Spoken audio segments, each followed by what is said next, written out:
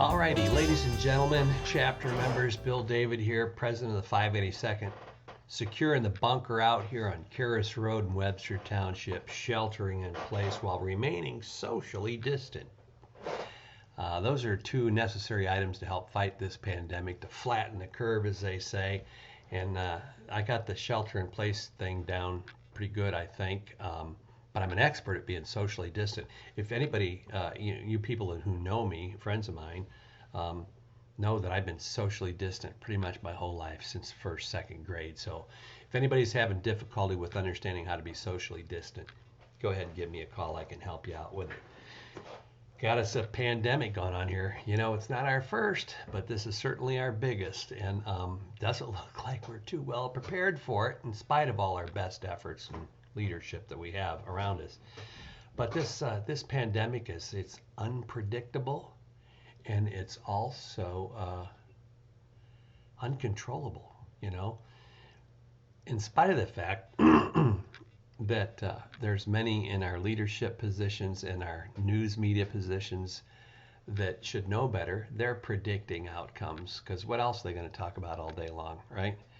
And so it's very unpredictable. It's uncontrollable. We have no idea where it's going. If it was controllable, we'd be able to control it, which we obviously can't. It's spreading like wildfire in spite of all the expert information that's coming out of some of our news sources and our government sources. Every day it's multiplying exponentially. You don't need to be much of a rocket scientist to figure out. If you know what exponential means, this thing's going to get worse and worse and worse, or bigger and bigger and bigger.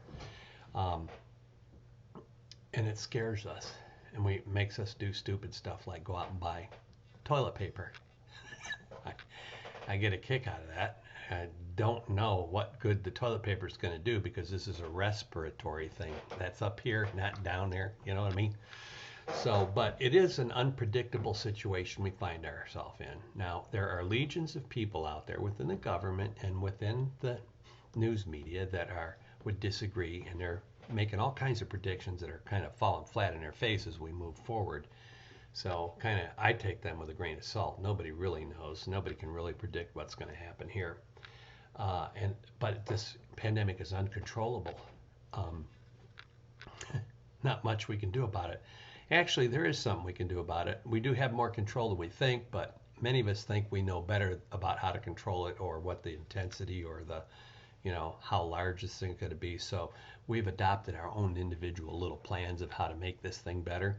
But I'm kind of dumb, and I'm following what the general idea is with social distancing, not getting in, basically acting like I'm infected. And if I'm infected, I don't want you to get infected. Now, I know that's not a very American position to take. If I'm infected, you should be infected. But I'm kind of goofy, so I don't think that way. And I'd like this thing not to spread. So, but in the most part, it's uncontrollable. There's a lot that goes along with it. It's uncontrollable. And probably the other thing is that we're not used to in this country is this thing is chronic. It's going to be around for a long time. And those three things right there are all emotional situations that we have to deal with. And like I said, it's causing us to do goofy things. Panic, buy toilet paper, hand sanitizer, and all that kind of stuff. And this panicking is not good. I know for a fact it's not good in an airplane. It certainly isn't good in a pandemic, but I think people are going to panic anyway. So, what am I going to do myself? Well, I've resigned to the fact that I'm going to be here in the house, so I'm going to take advantage of the situation. And instead of going out to the EAA and working on airplanes like I do, and flying airplanes, I'm going to stay here at home, and I'm going to work on some airplanes I have in the shop back there, model airplanes that have been sitting around that I've been neglecting for the past couple of years because I've been so involved out at the airport. And so I got 4 or 5 of them back there, and every day I'm going to get up and work on those things. And I'm going to try to keep a blog on it or something like that. I'll be posting videos. Another way this is going to affect our chapter is, what good is it going to be to be in the 582nd when you can't meet and get together and all that kind of stuff? Well, Corbin Friend, again, taking a leadership role, new guy, young guy, very tech savvy, has come up with this thing about this chat room idea that he's showed me, and it actually is kind of a neat thing. I'm not much of a computer person, and he is taking the lead on it, and we're working together to make this thing successful. But what it is a means of us still getting together fairly efficiently on this chat room thing. I'm not saying this stuff right. It's not the right description, but I did a little test on it. We had like 5-6 guys on it the other day talking over each other. And so it's just almost like being in the same room in that you can, to a small degree, talk over each other, have a normal conversation. And but what would you talk about? Well, that remains to be seen yet. But Corbin's got some pretty cool ideas that I'll let him tell you about. But we're going to try to develop that. We're going to try to keep things going as best we can with the EAA. And it'd be nice if maybe instead of just sitting there on the sidelines and watching what's going on, you might help make this thing successful, more enjoyable. I don't know what the word is, but you'll get involved with it, and maybe we can make something positive happen out of this. Discuss a lot of good things, whatever. But it'll get our minds off of the pandemic and on to stuff that is important.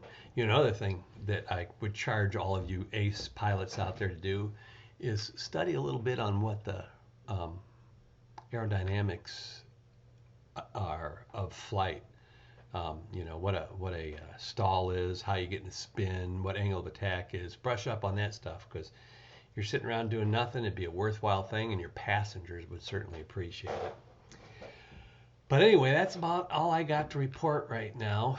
I want you to know that we are still working to keep the organization moving forward. We will keep you informed on at least a weekly basis as to what's shaking. This chat room thing with this is called Discord, DISCORD chat room thing. Corbin's going to try to get cranked up. He's got some good ideas for it. Who knows what else, some brilliant ideas some of our members might come up with. But let's keep this thing moving. Stay focused. Try not to spread the disease around or the virus around. And we'll get it through this thing maybe a little bit quicker if everybody goes along with the idea of washing your hands and staying away from people for about the next 6 months. If everybody does that, this thing will not be near as bad as it has the potential of being, as we've seen in other parts of the world. This is not a drill. This is a real thing, and it'd be nice if everybody, instead of coming up with their own brilliant ideas about how to make this thing go faster, they just do what the scientists have been asking. What do you call those people that study diseases, pandemic people? They have all been saying the same thing. Don't be kissing nobody. Don't be shaking no hands. And stay out of groups. Wash your hands. We do that. Who knows? Could be better. In the meantime, I'd like to close with what I always say. And that is, ask not what your chapter can do for you. Ask what you can do for your chapter. Till next time, arrivederci.